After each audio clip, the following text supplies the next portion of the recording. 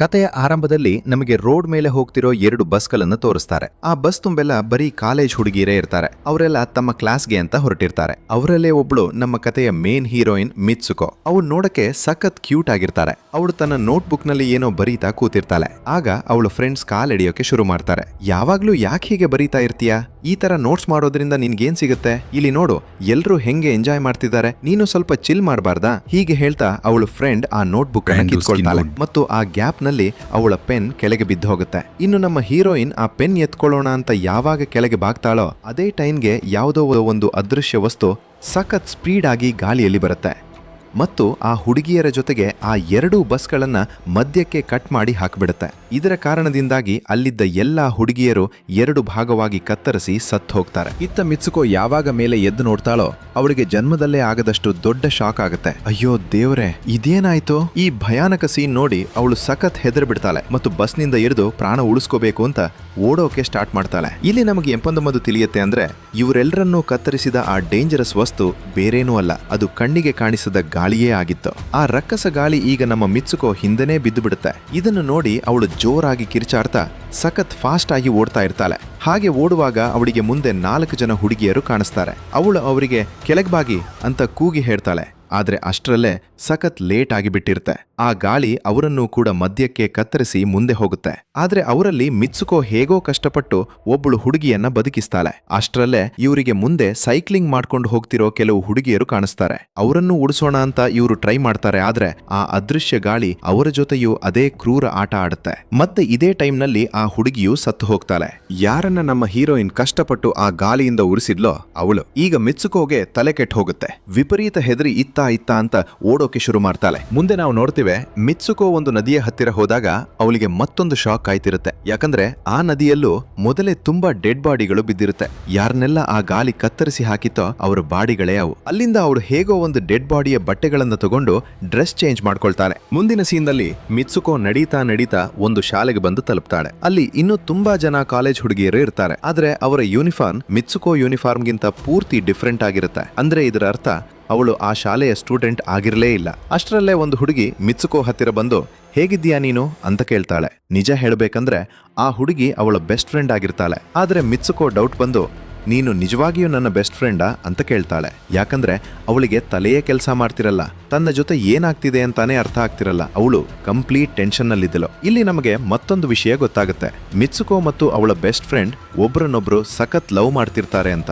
ಅಷ್ಟರಲ್ಲೇ ಅಲ್ಲಿ ಮತ್ತೆ ಜೋರಾಗಿ ಗಾಳಿ ಬೀಸೋಕೆ ಶುರುವಾಗುತ್ತೆ. ಅದನ್ನ ನೋಡಿ ಹೆದರಿ ಮಿತ್ಸುಕೋ ಬಿಲ್ಡಿಂಗ್ ಒಳಗಡೆ ಓಡಿ ಹೋಗ್ತಾಳೆ. ಅವಳ ಬೆಸ್ಟ್ ಫ್ರೆಂಡ್ಗೆ ಮಾತ್ರ ಏನೂ ಅರ್ಥ ಆಗ್ತಿರಲ್ಲ ಇಲ್ಲಿ ಏನಾಗ್ತಿದೆ ಅಂತ. ಅವಳು ಮಿತ್ಸುಕೋ ಹತ್ತಿರ ಬಂದು ಯಾಕೆ ಇಷ್ಟೊಂದು ನಡುಗ್ತಾ ಇದೀಯಾ, ಯಾಕೆ ಇಷ್ಟೊಂದು ಹೆದರಿದ್ದೀಯಾ, ಏನಾಯ್ತು ನಿನಗೆ ಅಂತ ಕೇಳ್ತಾಳೆ. ಆಗ ಮಿತ್ಸುಕೋ ತನ್ನ ಬೆಸ್ಟ್ ಫ್ರೆಂಡ್ಗೆ ನಡೆದಿರೋ ಎಲ್ಲಾ ಕಥೆಯನ್ನ ಹೇಳ್ತಾಳೆ. ಹೆಂಗೆ ಒಂದು ಭಯಾನಕ ಗಾಳಿಯ ಬಂತು ಮತ್ತು ತನ್ನ ಸ್ಕೂಲ್ನ ಎಲ್ಲಾ ಹುಡುಗಿಯರನ್ನ ಕಟ್ ಮಾಡಿ ಹಾಕ್ತು ಅಂತ. ಇದನ್ನ ಕೇಳಿದ ಅವಳ ಫ್ರೆಂಡ್ ಅವಳನ್ನ ವಿಂಡೋ ಹತ್ತಿರ ಕರ್ಕೊಂಡು ಹೋಗಿ ಅವಳ ಕೈಯನ್ನ ಕಿಟಕಿ ಹೊರಗಿಟ್ಟು ಹೇಳ್ತಾಳೆ, ನೋಡು, ಇದು ಬರೀ ಮಾಮೂಲಿ ಗಾಳಿ ಅಷ್ಟೇ, ಇನ್ನೇನು ಇಲ್ಲ. ಇಲ್ಲಿ ಮಿತ್ಸುಕೋಗೆ ಸ್ವಲ್ಪ ನೆಮ್ಮದಿ ಸಿಗುತ್ತೆ ಮತ್ತು ಅವಳಿಗೆ ಅನ್ಸೋಕೆ ಸ್ಟಾರ್ಟ್ ಆಗುತ್ತೆ, ಬಹುಶಃ ಇದು ನಾನು ಕಂಡ ಕನಸೇ ಇರಬಹುದು ಅಂತ. ಇದರ ನಂತರ ಮಿತ್ಸುಕೋಳ ಬೆಸ್ಟ್ ಫ್ರೆಂಡ್ ತನ್ನ ಇನ್ನಿಬ್ಬರು ಫ್ರೆಂಡ್ಸ್ ನ ಕರ್ಕೊಂಡು ಕ್ಲಾಸ್ ನ ಬಂಕ್ ಮಾಡೋಣ ಅಂತ ಪ್ಲಾನ್ ಮಾಡ್ತಾರೆ. ಅವರು ಕ್ಲಾಸ್ ನಿಂದ ಹೊರಗೆ ಹೋಗೋಣ ಅನ್ಕೊಂಡ ತಕ್ಷಣವೇ ಅಲ್ಲಿಗೆ ಅವರ ಟೀಚರ್ ಎಂಟ್ರಿ ಕೊಟ್ಟು ಇವರನ್ನು ನೋಡಿಬಿಡ್ತಾರೆ. ಆದ್ರೆ ಆ 4 ಅಲ್ಲಿ ನಿಲ್ಲದೆ ಸೀದಾ ಓಡಿ ಹೋಗ್ತಾರೆ. ಅವರು ಓಡ್ತಾ ಒಂದು ಕೆರೆಯ ಹತ್ತಿರ ಬರ್ತಾರೆ. ಅಲ್ಲಿ ಮಿತ್ಸುಕೋಳ ಬೆಸ್ಟ್ ಫ್ರೆಂಡ್ ಉಳಿದ ಇಬ್ಬರಿಗೂ ಇವಳು ಕಂಡ ಆ ವಿಚಿತ್ರ ಕನಸಿನ ಬಗ್ಗೆ ಹೇಳ್ತಾಳೆ. ಆಗ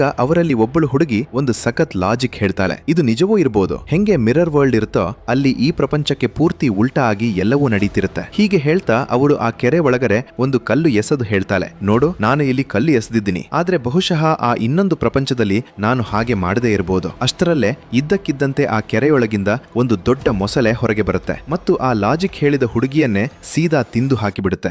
ನಂತರ ಆ ಹುಡುಗಿ ಸಾಯ್ತಾ ಹೇಳ್ತಾಳೆ, ನೋಡು, ನಾನು ಹೇಳಿದ್ನಲ್ಲ, ಈ ಪ್ರಪಂಚದಲ್ಲಿ ಆಗೋದು ಆ ಪ್ರಪಂಚದಲ್ಲಿ ಖಂಡಿತ ಆಗಲ್ಲ ಮತ್ತು ಆ ಪ್ರಪಂಚದಲ್ಲಿ ಏನಾಗ್ತಿದೆಯೋ ಅದು ಇಲ್ಲಿ ಆಗೋಕೆ ಚಾನ್ಸೇ ಇಲ್ಲ. ಅದೇ ಲೇಕ್ ಹತ್ತಿರ ಇವರಿಗೆ ಒಂದು ಬೆಡ್ ಕಾಣಿಸುತ್ತೆ. ಆ 4 ಆ ಬೆಡ್ ನಿಂದ ಪಿಲ್ಲೋಗಳನ್ನು ತಗೊಂಡು ಆಟವಾಡಕ್ಕೆ ಸ್ಟಾರ್ಟ್ ಮಾಡ್ತಾರೆ. ಆಗ್ಲೇ ನಾವು ನೋಡ್ತೀವಿ, ದೂರದಿಂದ 2 ಹುಡುಗಿಯರು ಇವರನ್ನೇ ವಾಚ್ ಮಾಡ್ತಿರ್ತಾರೆ. ಆ ಇಬ್ಬರಲ್ಲಿ ಒಬ್ಳು ಮದುಮಗಳ ಡ್ರೆಸ್ ನಲ್ಲಿ ಇರ್ತಾಳೆ. ಯಾಕಂದ್ರೆ ಅವರಿಬ್ರು ಆಲ್ರೆಡಿ ಒಬ್ರಿಗೊಬ್ರು ಮದುವೆ ಆಗಿರ್ತಾರೆ. ಇದರ ನಂತರ ಒಬ್ಳು ಫ್ರೆಂಡ್ ಹೇಳ್ತಾಳೆ, ನಾವು ಮಿರರ್ ವರ್ಡ್ನಿಂದ ರಿಟರ್ನ್ ಬರಬೇಕು ಅಂದ್ರೆ ಇಂಪಾಸಿಬಲ್ ಆದದ್ದನ್ನು ಮಾಡಬೇಕು. ಯಾವುದು ಆ ಪ್ರಪಂಚದಲ್ಲಿ ಇಂಪಾಸಿಬಲ್ ಆಗಿದೆಯೋ ಅದನ್ನೇ ಮಾಡಬೇಕು. ಯಾಕಂದ್ರೆ ನಮ್ಮ ಹಣೆಬರಹ ಮೊದಲೇ ಬರೆಯಲ್ಪಟ್ಟಿದ್ದರೂ ನಾವು ಅದನ್ನು ಖಂಡಿತ ಚೇಂಜ್ ಮಾಡಬಹುದು. ಇದರ ನಂತರ ಈ ಹುಡುಗಿಯರು ಮತ್ತೆ ತಮ್ಮ ಶಾಲೆಗೆ ವಾಪಸ್ ಬರ್ತಾರೆ ಮತ್ತು ನೆಕ್ಸ್ಟ್ ಕ್ಲಾಸ್ ಕೇಳೋಣ ಅಂತ ಕ್ಲಾಸ್ ರೂಮ್ ಒಳಗಡೆ ಹೋಗ್ತಾರೆ.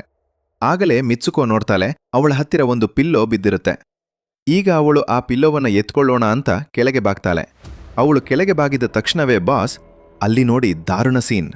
ಅವಳ ಟೀಚರ್ ಇಡೀ ಕ್ಲಾಸ್ ಮೇಲೆ ಗನ್ ತಗೊಂಡು ಡಟ ಅಂತ ಫೈರಿಂಗ್ ಮಾಡಕ್ಕೆ ಸ್ಟಾರ್ಟ್ ಮಾಡ್ತಾರೆ. ಇತ್ತ ಮಿತ್ಸುಕೋ ಆ ಪಿಲ್ಲೋ ಎತ್ಕೊಂಡು ಮೇಲೆ ನೋಡಿದ ತಕ್ಷಣ ಅವಳ ಕ್ಲಾಸ್ನಲ್ಲಿದ್ದ ಎಲ್ಲಾ ಹುಡುಗಿಯರು ಸತ್ತು ಬಿದ್ದಿರ್ತಾರೆ. ಇಲ್ಲಿ ಮತ್ತೊಮ್ಮೆ ನಮ್ಮ ಹೀರೋಯಿನ್ ಬದುಕುಳ್ಕೊಳ್ತಾಳೆ. ಹೆಂಗೆ ಪ್ರೀವಿಯಸ್ ಟೈಮ್ ತನ್ನ ಕನಸಿನಲ್ಲಿ ಬದುಕಿದ್ಲೋ ಹಾಗೆ. ಮಿತ್ಸುಕೋಳ ಟೀಚರ್ ಅವಳ ಹತ್ತಿರ ಬಂದು ರೇಗಾಡ್ತಾರೆ, ನಿನಗೆ ಎಷ್ಟು ಧೈರ್ಯ ಇದ್ರೆ ಈ ಕ್ಲಾಸ್ ಬಂಕ್ ಮಾಡೋಕ್ಕೆ ಪ್ಲಾನ್ ಮಾಡ್ತೀಯಾ? ನಿನ್ನ ಸಾವು ಕೂಡ ಈಗ ಪಕ್ಕಾ ಅಂತ. ಅಷ್ಟರಲ್ಲೇ ಅದೇ ಗ್ಯಾಪ್ನಲ್ಲಿ ಇನ್ನಿಬ್ಬರು ಹುಡುಗಿಯರು ಎಂಟ್ರಿ ಕೊಟ್ಟು ಮಿತ್ಸುಕೋಳನ್ನ ಉಳಿಸಿ ಅಲ್ಲಿಂದ ಓಡೋಕ್ಕೆ ಟ್ರೈ ಮಾಡ್ತಾರೆ. ಆದರೆ ಮತ್ತೊಬ್ಬ ಟೀಚರ್ ಅಲ್ಲಿಗೆ ಬಂದು ಆ ಇಬ್ಬರು ಹುಡುಗಿಯರನ್ನು ಶೂಟ್ ಮಾಡಿ ಮುಗಿಸಿ ಹಾಕ್ತಾರೆ. ಈಗ ಬದುಕಿ ಉಳಿದಿರೋ ಬೇರೆ ಸ್ಟೂಡೆಂಟ್ಸ್ ಜೊತೆ ಮಿತ್ಸುಕೋ ಹೊರಗೆ ಓಡೋಕ್ಕೆ ಸ್ಟಾರ್ಟ್ ಮಾಡ್ತಾಳೆ. ಆದರೆ ಶಾಲೆಯ ಎಲ್ಲಾ ಟೀಚರ್ ಸೇರಿಕೊಂಡು ಆ ಎಲ್ಲಾ ಹುಡುಗಿಯರ ಮೇಲೆ ಫೈರಿಂಗ್ ಮಾಡೋಕ್ಕೆ ಶುರು ಮಾಡ್ತಾರೆ. ಈಗ ಇಲ್ಲಿ ಫೈರಿಂಗ್ ನಡುವೆ ಎಲ್ಲಾ ಹುಡುಗಿಯರು ಹೇಗೆ ಕಷ್ಟಪಟ್ಟು ಬಿಲ್ಡಿಂಗ್ನಿಂದ ಹೊರಗೆ ಬರ್ತಾರೋ ಆ ಸೈಕೋ ಗಾಳಿ ಬಂದು ಅವ್ರನ್ನೆಲ್ಲ ಕಟ್ ಮಾಡಿ ಹಾಕಿಬಿಡುತ್ತೆ. ಆದರೆ ಈಗ ಮಿತ್ಸುಕೋ ಇಲ್ಲಿ ಮತ್ತೊಮ್ಮೆ ಒಬ್ಬಳೇ ಒಂಟಿ ಆಗ್ತಾಳೆ ಮತ್ತು ಅವಳು ಅಲ್ಲಿಂದ ಪ್ರಾಣ ಉಳಿಸ್ಕೊಂಡು ಓಡ್ತಾ ಜನ ಜಾಸ್ತಿ ಇರೋ ಏರಿಯಾ ದಾಟಿ ಸೀದಾ ಪೊಲೀಸ್ ಸ್ಟೇಷನ್ ತಲುಪ್ತಾಳೆ. ಅವಳು ಅಲ್ಲಿ ಪೊಲೀಸರಿಗೆ ನಡೆದಿರೋ ಎಲ್ಲಾ ಕಥೆಯನ್ನು ಹೇಳ್ತಾಳೆ. ಅವಳ ಈ ಮಾತು ಕೇಳಿದ ನಂತರ ಅಲ್ಲಿದ್ದ ಒಬ್ಬ ಪೊಲೀಸ್ ಹುಡುಗಿ ಇವಳಿಗೆ ಹೇಳ್ತಾಳೆ, ಆದರೆ ನೀನು ಸ್ಕೂಲ್ ಯೂನಿಫಾರ್ಮ್ ಹಾಕಿಲ್ವಲ್ಲ ಮಾರಾಯ್ತಿ? ಮತ್ತು ಅವಳು ಮಿತ್ಸುಕೋ ಮುಂದೆ ಒಂದು ಕನ್ನಡಿಯನ್ನು ಇಡ್ತಾಳೆ. ಆಗ ಮಿತ್ಸುಕೋ ಆ ಮಿರರ್ನಲ್ಲಿ ನೋಡಿದಾಗ ಅವಳಿಗೆ ದೊಡ್ಡ ಶಾಕ್ ಆಗಾಗತ್ತೆ. ಯಾಕಂದ್ರೆ ಅವಳ ಮುಖ ಪೂರ್ತಿ ಚೇಂಜ್ ಆಗಿರುತ್ತೆ. ಅಲ್ಲಿರೋ ಜನ ಯಾರೂ ಅವಳನ್ನ ಮಿತ್ಸುಕೋ ಅಂತ ಕರೆಯುತ್ತಿರಲ್ಲ, ಬದಲಿಗೆ ಬೇರೆನೇ ಹೆಸರಿಂದ ಕರೆಯುತ್ತಿರ್ತಾರೆ. ಇಲ್ಲಿ ನಮಗೆ ಏನು ಟ್ವಿಸ್ಟ್ ಗೊತ್ತಾಗತ್ತೆ ಅಂದ್ರೆ ಅವಳ ಮದುವೆಯಾಗೋಗೋ ಟೈಮ್ ಹತ್ತಿರ ಬಂದಿರುತ್ತೆ. ಆಗ ಅದೇ ಪೊಲೀಸ್ ಆಫೀಸರ್ ಇವಳನ್ನ ಮದುವೆ ಮಂಟಪಕ್ಕೆ ಕರ್ಕೊಂಡು ಹೋಗ್ತಾಳೆ. ಇದನ್ನು ನೋಡಿ ಸುತ್ತಮುತ್ತ ಇರೋ ಜನರೆಲ್ಲ ಅವಳಿಗೆ ಕಂಗ್ರಾಟ್ಸ್ ಅಂತ ಶುಭ ಹಾರೈಸ್ತಾರೆ. ಈಗ ಅವರು ಚರ್ಚ್ ತಲುಪಿದ ತಕ್ಷಣವೇ ಮಿತ್ಸುಕೋಳ ಬೆಸ್ಟ್ ಫ್ರೆಂಡ್ ಕೂಡ ಅಲ್ಲೇ ಇರೋದನ್ನ ನೋಡ್ತಾಳೆ. ಮಿತ್ಸುಕೋ ಅವಳ ಹತ್ತಿರ ನನ್ನ ಜೊತೆ ಇದೆಲ್ಲ ಏನಾಗ್ತಿದೆ ಅಂತ ಕೇಳ್ತಾಳೆ. ಆಗ ಅವಳ ಗೆಳತಿ ಸೀರಿಯಸ್ ಆಗಿ ಹೇಳ್ತಾಳೆ, ಈಗ ಸುಮ್ಮನೆ ಸೈಲೆಂಟ್ ಆಗಿರು, ನಾವೀಗ ಯಾರದ್ದೋ ಕಂಟ್ರೋಲ್ನಲ್ಲಿದ್ದೀವಿ, ನಾನು ಹೇಳಿದ ಹಾಗೆ ಮಾತ್ರ ನೀನು ಮಾಡಬೇಕು. ಹೀಗೆ ಹೇಳ್ತಾ ಅವಳು ಮಿತ್ಸುಕೋಗೆ ವೆಡ್ಡಿಂಗ್ ಡ್ರೆಸ್ ಹಾಕ್ತಾಳೆ ಮತ್ತು ಅಲ್ಲಿಗೆ ಹೋಗೋಕೆ ಹೇಳ್ತಾಳೆ. ಈಗ ಮಿತ್ಸುಕೋ ತನ್ನ ಮ್ಯಾರೇಜ್ ಸೆರೆಮನಿಗಾಗಿ ಮುಂದೆ ಹೋಗ್ತಿರುವಾಗ ಅಲ್ಲಿದ್ದ ಎಲ್ಲಾ ಹುಡುಗಿಯರು ಅವಳನ್ನು ನೋಡಿ ಕಾಲೆಳೆಯೋಕೆ ಸ್ಟಾರ್ಟ್ ಮಾಡ್ತಾರೆ. ಇದನ್ನು ನೋಡಿ ಕೋಪ ಬಂದ ಅವಳ ಬೆಸ್ಟ್ ಫ್ರೆಂಡ್ ಒಬ್ಬೊಬ್ಬರನ್ನೇ ಕೊಲ್ಲೋಕೆ ಶುರು ಮಾಡ್ತಾಳೆ. ಇದರ ನಂತರ ಮಿತ್ಸುಕೋ ಇನ್ನು ಸ್ವಲ್ಪ ಮುಂದೆ ಹೋದಾಗ ಅಲ್ಲಿ ಹೊರ ಇರಬೇಕಾದ ಜಾಗದಲ್ಲಿ ಒಂದು ಶವಪೆಟ್ಟಿಗೆ ಕಾಣಿಸುತ್ತೆ. ಆ ಶವಪೆಟ್ಟಿಗೆಯನ್ನು ಓಪನ್ ಮಾಡಿದಾಗ ಅದರಿಂದ ಒಂದು ದೊಡ್ಡ ಹಂದಿ ಹೊರಗೆ ಬರುತ್ತೆ. ಮಿತ್ಸುಕೋ ಅದನ್ನು ನೋಡಿ ಸಖತ್ ಹೆದರಿ ಬಿಡ್ತಾಳೆ ಮತ್ತು ಅಲ್ಲಿ ಬಿದ್ದಿದ್ದ ಒಂದು ಒಡೆದ ಬಾಟಲಿಯಿಂದ ಆ ಪಿಗ್ ಮೇಲೆ ಅಟ್ಯಾಕ್ ಮಾಡ್ತಾಳೆ. ಇದರ ನಂತರ ಮಿತ್ಸುಕೋ ಮತ್ತು ಅವಳ ಬೆಸ್ಟ್ ಫ್ರೆಂಡ್ ಇಬ್ಬರು ಚರ್ಚ್ನಿಂದ ಹೊರಗೆ ಓಡಿ ಬರ್ತಾರೆ. ಗೇಟ್ ಹತ್ತಿರ ಇಬ್ಬರು ಹುಡುಗಿಯರು ಇವರನ್ನು ತಡೆಯೋಕೆ ಟ್ರೈ ಮಾಡ್ತಾರೆ. ಆದರೆ ಮಿತ್ಸುಕೋಳ ಬೆಸ್ಟ್ ಫ್ರೆಂಡ್ ಅವರನ್ನ ಅಲ್ಲೇ ಮುಗಿಸಿ ಹಾಕಿ ಅಲ್ಲಿಂದ ಓಡಿ ಹೋಗ್ತಾರೆ. ಇನ್ನೊಂದು ಕಡೆ ಮಿತ್ಸುಕೋ ಬುಕೋ ಬೇರೆ ರೂಟ್ನಲ್ಲಿ ಓಡ್ತಾ ಇರ್ತಾಳೆ. ಯಾಕಂದ್ರೆ ಅವಳಿಗೆ ತನ್ನ ಜೊತೆ ಏನೋ ತುಂಬ ತಪ್ಪು ಆಗ್ತಿದೆ ಅಂತ ಪಕ್ಕಾ ಅನ್ಸಿಬಿಟ್ಟಿರುತ್ತೆ. ಮುಂದೆ ಹೋದಾಗ ಅವಳು ಮತ್ತೊಂದು ಮಿರರ್ನಲ್ಲಿ ತನ್ನನ್ನು ತಾನು ನೋಡ್ಕೊಳ್ತಾಳೆ. ಮತ್ತೆ ಅವಳು ಚೇಂಜ್ ಆಗಿರ್ತಾಳೆ. ಯಾವುದೋ ರೇಸ್ ಟ್ರ್ಯಾಕಲ್ಲಿ ಇರ್ತಾಳೆ. ಮತ್ತೆ ಕೆಲವು ಹುಡುಗಿಯರು ಬಂದು ನೀನ್ ಒಳ್ಳೆ ರೇಸರ್, ಯಾಕೆ ನಿಂತು ಯೋಚಿಸುತ್ತಿದ್ದೀಯಾ, ಓಡು ಅಂತ ಹೇಳ್ತಾರೆ. ಇದರ ನಂತರ ಮಿತ್ಸುಕೋ ಹೇಗಾದ್ರೂ ಮಾಡಿ ಆ ರೇಸ್ ಗೆಲ್ಲಬೇಕು ಅಂತ ತನ್ನ ಪೂರ್ತಿ ಎಫರ್ಟ್ ಹಾಕ್ತಾಳೆ. ಓಡುವಾಗ ಅವಳಿಗೆ ತನ್ನ ಆ ಸತ್ತೋಗಿರೋ ಫ್ರೆಂಡ್ ಕಾಣಿಸ್ತಾಳೆ. ಯಾರು ಸ್ವಲ್ಪ ಸಮಯದ ಮುಂಚೆ ಸ್ಕೂಲ್ನಲ್ಲಿ ಸತ್ತು ಹೋಗಿದ್ಲೋ ಅವಳು. ಅಷ್ಟರಲ್ಲೇ ಅದೇ ಟೈಮ್ಗೆ ಅವಳ ಬೆಸ್ಟ್ ಫ್ರೆಂಡ್ ಕೂಡ ಅಲ್ಲಿಗೆ ಬರ್ತಾಳೆ. ಆಗ ಅವರಿಬ್ಬರು ನೋಟಿಸ್ ಮಾಡ್ತಾರೆ, ಆ ಸೈಕೋ ಪಿಗ್ ಮತ್ತು ಚರ್ಚ್ನಲ್ಲಿ ಇವರನ್ನ ತಡೆಯೋಕೆ ಬಂದಿದ್ದ ಆ ಹೆಂಗಸರು ಅವರೆಲ್ಲರೂ ಇವ್ರ ಕಡೆಗೆ ರೇಗಾಡ್ಕೊಂಡು ಬರ್ತಿದ್ದಾರೆ ಅಂತ. ಓಡ್ತಿರುವಾಗ ಕೆಲವು ಹುಡುಗಿಯರು ಮಿತ್ಸುಕೋಗೆ ಹೇಳ್ತಾರೆ, ಈ ನರಕದ ಪ್ರಪಂಚದಿಂದ ಹೇಗಾದ್ರೂ ಮಾಡಿ ಹೊರಟು ಹೋಗು ಅಂತ. ಇದರ ನಂತರ ನಾವು ಮುಂದೆ ನೋಡ್ತೇವೆ, ಮಿತ್ಸುಕೋ ಓಡ್ತಾ ಒಂದು ನಿರ್ಜನವಾದ ಕತ್ತಲೆ ಜಾಗಕ್ಕೆ ಬಂದು ತಲುಪ್ತಾಳೆ. ಅಲ್ಲಿ ಕೆಲವು ಸ್ಟೂಡೆಂಟ್ಸ್ ಕಾಣಿಸ್ತಾರೆ. ಅವರು ಸ್ಕೂಲ್ ಯೂನಿಫಾರ್ಮ್ ಹಾಕೊಂಡಿರ್ತಾರೆ. ಆ ಎಲ್ಲ ಹುಡುಗಿಯರು ಮಿತ್ಸುಕೋಗೆ ಬೆದರಿಕೆ ಹಾಕ್ತಾರೆ, ನಾವೆಲ್ಲ ಆಲ್ರೆಡಿ ಸತ್ತಿದ್ದೀವಿ ಮತ್ತು ನಿನ್ನನ್ನು ಕೊಂದು ಹಾಕ್ತೀವಿ ಅಂತ. ಆದರೆ ತಕ್ಷಣವೇ ಮಿತ್ಸುಕೋ ಬೆಸ್ಟ್ ಫ್ರೆಂಡ್ ಅಲ್ಲಿಗೆ ಎಂಟ್ರಿ ಕೊಟ್ಟು ಆ ಹುಡುಗಿಯನ್ನ ಕೊಂದು ಮಿತ್ಸುಕೋಳನ್ನ ಅಲ್ಲಿಂದ ಕರ್ಕೊಂಡು ಓಡಿ ಹೋಗ್ತಾಳೆ. ಮಿತ್ಸುಕೋಳ ಬೆಸ್ಟ್ ಫ್ರೆಂಡ್ ಅವಳಿಗೆ ನಿನ್ನ ಹೆಸರನ್ನ ಜೋರಾಗಿ ಕೂಗು ಅಂತ ಹೇಳ್ತಾಳೆ. ಅದರಂತೆ ಮಿತ್ಸುಕೋ ತನ್ನ ಹೆಸರನ್ನು ಗಂಟಲು ಹರಿಯೋ ಹಾಗೆ ಜೋರಾಗಿ ಕೂಗ್ತಾಳೆ. ಇದ್ರ ಜೊತೆಗೆ ಮಿತ್ಸುಕೋ ತನ್ನ ಅಸಲಿ ರೂಪಕ್ಕೆ ವಾಪಸ್ ಬರ್ತಾಳೆ.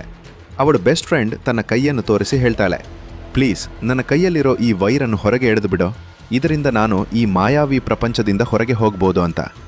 ಆದರೆ ಮಿತ್ಸುಕೋಗೆ ಸಖತ್ ಭಯ ಇರುತ್ತೆ, ಯಾಕಂದರೆ ಈ ವೈರ್ ಎಳೆದ್ರೆ ಅವಳ ಪ್ರಾಣವೇ ಹೋಗ್ಬೋದು ಅಂತ. ಮತ್ತು ಮಿತ್ಸುಕೋ ತನ್ನ ಬೆಸ್ಟ್ ಫ್ರೆಂಡನ್ನು ಅಷ್ಟು ಇಷ್ಟಪಡ್ತಿರ್ತಾಳಲ್ಲ, ಅದಕ್ಕೆ ಅವಳಿಗೆ ಹಾಗೆ ಮಾಡೋಕ್ಕೆ ಮನಸ್ಸಿರಲ್ಲ. ಆದರೆ ಗೆಳತಿ ತುಂಬ ಫೋರ್ಸ್ ಮಾಡಿದಾಗ ಅವಳು ಬೇರೆ ದಾರಿ ಇಲ್ಲದೆ ಆ ವೈರನ್ನು ಎಳ್ತಾಳೆ. ವೈರ್ ಎಳೆದ ತಕ್ಷಣ ಬೆಸ್ಟ್ ಫ್ರೆಂಡ್ ಬಾಡಿ 2 ಭಾಗವಾಗಿ ಕಟ್ಟಾಗ್ಬಿಡತ್ತೆ. ಮತ್ತು ಅದೇ ಟೈಮ್ಗೆ ಅಲ್ಲಿ ಒಂದು ಸೀಕ್ರೆಟ್ ಗೇಟ್ ಕಾಣಿಸುತ್ತೆ. ಆ ಬಾಗಿಲಿನಿಂದ ಹೊರಗೆ ಬಂದಾಗ ಅವಳು ಪುರುಷರ ಪ್ರಪಂಚಕ್ಕೆ ಬಂದಿರ್ತಾಳೆ. ಅಲ್ಲಿ ಅವಳದೇ ಪೋಸ್ಟರ್ಗಳನ್ನ ದೊಡ್ಡದಾಗಿ ಅಂಟಿಸಿರ್ತಾರೆ. ಆ ಪೋಸ್ಟರ್ ಅನ್ನ ಕೆಲವು ಹುಡುಗರು ನಿಂತು ನೋಡ್ತಿರ್ತಾರೆ. ಅಷ್ಟರಲ್ಲೇ ಒಬ್ಬ ಹುಡುಗ ಮಿತ್ಸುಕೋ ಹತ್ತಿರ ಬಂದು ಹೇಳ್ತಾನೆ, ನೀನು ಫ್ಯೂಚರ್ನಲ್ಲಿ ಇದ್ದೀಯಾ ಅಂತ. ಈ ಮಾತು ಕೇಳಿದ ತಕ್ಷಣ ಇವಳಿಗೆ ತಲೆ ತಿರುಗಿ ಸೀದಾ ಪ್ರಜ್ಞೆ ತಪ್ಪಿ ಬಿದ್ದು ಹೋಗ್ತಾಳೆ. ಸ್ವಲ್ಪ ಸಮಯದ ನಂತರ ಅವಳಿಗೆ ಪ್ರಜ್ಞೆ ಬರುತ್ತೆ. ಅವಳು ಮುಂದೆ ನಡೀತಾ ಹೋಗ್ತಾಳೆ. ಆಗ ಅವಳು ನೋಡ್ತಾಳೆ, ಒಬ್ಬ ಮುದುಕ ಗೇಮ್ ಆಡ್ತಾ ಕೂತಿರ್ತಾನೆ. ಮತ್ತು ಆ ಗೇಮ್ನಲ್ಲಿ ಮಿತ್ಸುಕೋನೆ ಅದೇ ಮೇನ್ ಕ್ಯಾರೆಕ್ಟರ್ ಆಗಿ ಕಾಣಿಸ್ತಾ ಇರ್ತಾಳೆ. ಅಂದ್ರೆ ಇವಳು ಈಗ ಯಾವ ರೂಪದಲ್ಲಿ ಇದ್ದಾಳೋ ಅದೇ ರೂಪದಲ್ಲಿ. ಮಿತ್ಸುಕೋಳನ್ನ ನೋಡಿದ ತಕ್ಷಣ ಆ ಮುದುಕ ವಿಲನ್ ಥರ ನಗ್ತಾ ಹೇಳ್ತಾನೆ, ಈ ಇಡೀ ಗೇಮನ್ನ ನಾನೇ ಡಿಸೈನ್ ಮಾಡಿದ್ದು ಮತ್ತು ನಾನು ನಿಮ್ಮನ್ನೆಲ್ಲ ಕಂಟ್ರೋಲ್ ಮಾಡ್ತಾ ಇದ್ದೀನಿ. ನೀನು ತುಂಬ ವರ್ಷಗಳ ಮುಂಚೆನೇ ಸತ್ತು ಹೋಗಿದ್ದೆ, ಆದರೆ ನಾನು ನಿನ್ನ DNA ತಗೊಂಡು ನಿನ್ನನ್ನು ಮತ್ತೆ ಕ್ರಿಯೇಟ್ ಮಾಡಿದೆ ಅಂತ. ಮಿತ್ಸುಕೋಗೆ ಈ ಮಾತು ಕೇಳಿದಾಗ ತಾನು ಇಷ್ಟೊತ್ತು ಒಂದು ವರ್ಚುವಲ್ ಗೇಮ್ನಲ್ಲಿದ್ದೆ ಅನ್ನೋ ಅಸಲಿ ಸತ್ಯ ಗೊತ್ತಾಗತ್ತೆ. ಆಗ ಅವಳಿಗೆ ಅನ್ಸುತ್ತೆ, ಬಹುಶಃ ನಾನು ಈಗಲೂ ನನ್ನ ಅಸಲಿ ಪ್ರಪಂಚಕ್ಕೆ ವಾಪಸ್ ಹೋಗಬಹುದು ಅಂತ. ಅಷ್ಟರಲ್ಲೇ ಅದೇ ಗ್ಯಾಪ್ನಲ್ಲಿ ಒಬ್ಬ ವ್ಯಕ್ತಿ ಬಂದು ಮಿತ್ಸುಕೋಳನ್ನ ತನ್ನ ಹತ್ತಿರ ಕರೀತಾನೆ. ಆಗ ಆ ಮುದುಕ ಮಿತ್ಸುಕೋಗೆ ತನ್ನ ಲಾಸ್ಟ್ ಲೆವೆಲ್ ಕಂಪ್ಲೀಟ್ ಮಾಡುವಂತ ಆರ್ಡರ್ ಮಾಡ್ತಾನೆ. ಅವಳು ಮುಂದೆ ಹೋಗ್ತಾಳೆ. ಆಗಲೇ ಮಿತ್ಸುಕೋಗೆ ತನ್ನ ಗೆಳತಿ ಹೇಳಿದ ಆ ಮಾಸ್ ಮಾತು ನೆನಪಾಗುತ್ತೆ. ನಾವು ಈ ಪ್ರಪಂಚದಲ್ಲಿ ಏನಾದರೂ ಇಂಪಾಸಿಬಲ್ ಆದದ್ದನ್ನು ಮಾಡಿದರೆ, ಯಾವುದು ಆ ಪ್ರಪಂಚದಲ್ಲಿ ಅಸಾಧ್ಯವೋ ಅದನ್ನು ಮಾಡಿದರೆ, ಆಗ ನೀನು ಈ ಗೇಮ್ನಿಂದ ಈಸಿಯಾಗಿ ಹೊರಗೆ ಬರ್ಬೋದು ಅಂತ. ಮತ್ತು ಇದೇ ಪ್ಲ್ಯಾನ್ನೊಂದಿಗೆ ಅವಳು ಸೀದಾ ಹೋಗಿ ಆ ವ್ಯಕ್ತಿಯ ಗಂಟಲನ್ನು ಗಟ್ಟಿಯಾಗಿ ಹಿಸ್ಕಿ ಹೇಳ್ತಾಳೆ, ಸಾಕು ಮಾಡು ನಮ್ಮ ಲೈಫ್ ಜೊತೆ ಆಟ ಆಡೋದು ಅಂತ. ಹೀಗೆ ಹೇಳ್ತಾ ಮಿತ್ಸುಕೋ ಆ ಮುದುಕನ ವಾಕಿಂಗ್ ಸ್ಟಿಕ್ ಎತ್ಕೊಂಡು ಸೀದಾ ತನ್ನದೇ ಹೊಟ್ಟೆಗೆ ಚುಚ್ಕೊಳ್ತಾಳೆ. ಇದರ ಕಾರಣದಿಂದಾಗಿ ಅವಳು ಅಲ್ಲೇ ಸತ್ತು ಹೋಗ್ತಾಳೆ. ಮತ್ತು ಇಲ್ಲಿ ನಾವು ನೋಡ್ತೇವೆ, ಆ ಸೈಕೋ ಮುದುಕ ಮಿತ್ಸುಕೋ ಈ ರೇಂಜ್ಗೆ ಏನಾದರೂ ಮಾಡಬಹುದು ಅಂತ ಕನಸಿನಲ್ಲೂ ಅನ್ಕೊಂಡಿರಲ್ಲ. ಇದರೊಂದಿಗೆ ಅವಳ ಡೆಸ್ಟಿನಿ ಕಂಪ್ಲೀಟ್ ಆಗಿ ಚೇಂಜ್ ಆಗ್ಬಿಡುತ್ತೆ. ಅವಳು ಈ ಗೇಮ್ ಪ್ರಪಂಚದಲ್ಲಿ ಸತ್ತಿದ್ರೂ ಅಸಲಿ ಪ್ರಪಂಚದಲ್ಲಿ ಅವಳು ಇನ್ನೂ ಜೀವಂತವಾಗಿಯೇ ಇರ್ತಾಳೆ. ಮುಂದೆ ನಮಗೆ ಏನು ತೋರಿಸ್ತಾರೆ ಅಂದರೆ, ಮಿತ್ಸುಕೋಳ ಉಳಿದ ಕ್ಯಾರೆಕ್ಟರ್ಗಳು ಕೂಡ ಒಂದಲ್ಲ ಒಂದು ರೀಸನ್ಗೆ ತಮ್ಮನ್ನು ತಾವು ಕೊಂದುಕೊಳ್ತಾರೆ ಮತ್ತು ಈಗ ಅವು ಆ ಸೈಕೋ ಗೇಮ್ನ ಪಾರ್ಟ್ ಆಗಿ ಉಳಿಯಲ್ಲ. ಮುಂದಿನ ಸೀನಿನಲ್ಲಿ ಮಿತ್ಸುಕೋ ಮಂಜು ಮುಚ್ಚಿರೋ ಒಂದು ಜಾಗದಲ್ಲಿ ಆರಾಮಾಗಿ ಮಲಗಿರೋದು ಕಾಣಿಸುತ್ತೆ ಮತ್ತು ಅವಳು ತನ್ನ ರಿಯಲ್ ವರ್ಲ್ಡ್ಗೆ ಸಕ್ಸಸ್ಫುಲ್ ಆಗಿ ವಾಪಸ್ ಬಂದಿರ್ತಾಳೆ. ಇದರೊಂದಿಗೆ ಈ ಮೆದುಳು ಕೆಡಿಸುವ ಮೈಂಡ್ ಬೆಂಡಿಂಗ್ ಕತೆ ಮುಕ್ತಾಯವಾಗತ್ತೆ. ಮುಂದೆ ಇನ್ನೂ ಇಂತಹದೇ ಇಂಟ್ರೆಸ್ಟಿಂಗ್ ಮೂವಿ ಎಕ್ಸ್ಪ್ಲನೇಷನ್ಸ್ಗಳನ್ನು ನೋಡಲು ಕಮೆಂಟ್ನಲ್ಲಿ ನೆಕ್ಸ್ಟ್ ಅಂತ ಬರೆಯೋದನ್ನು ಮಾತ್ರ ಮರಿಬೇಡಿ. Thanks for watching.